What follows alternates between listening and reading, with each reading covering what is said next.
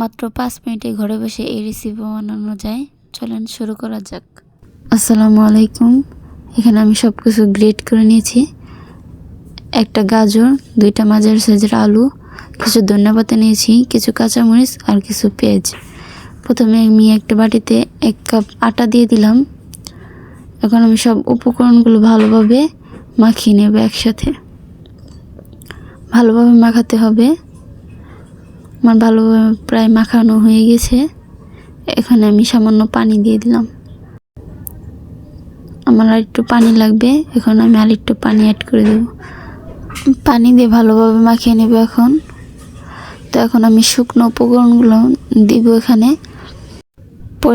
পরিমাণ মতন মরিচ দিয়ে দিলাম, পরিমাণ মতো হলুদ আর স্বাদ মতো লবণ দিয়ে দিলাম, আর সামান্য আদা জিরা দিয়ে দিলাম। এখন এগুলো ভালোভাবে মাখিয়ে নেব। তো আমার এগুলো মাখানো হয়ে গেছে। এখন আমি একটু মচমচে করার জন্য সামান্য চালের গুঁড়ি দিয়ে দেব। এখন চালের গুঁড়ি দিয়ে ভালোভাবে মাখিয়ে নেব। তো আমার মাখানো হয়ে গেছে। কড়াইতে আগে থেকে তেল ছিল, ওই তেলের ভিতরে তেল দিয়ে দিলাম। তো এখান থেকে নিয়ে হাত দিয়ে ভালোভাবে চেপে চেপে গরম তেলের ভিতরে দিয়ে দেব। তো এক এক করে সবগুলো দিয়ে দিলাম। এখন ভালোভাবে নেড়ে চেড়ে নামিয়ে নেব। তো আমার নেড়েচেড়ে হয়ে গেছে। এখন আমি নামিয়ে নেব। কালারটা দেখতে কত সুন্দর দেখা যাচ্ছে। তো আমার সবগুলো ভাজা হয়ে গেছে।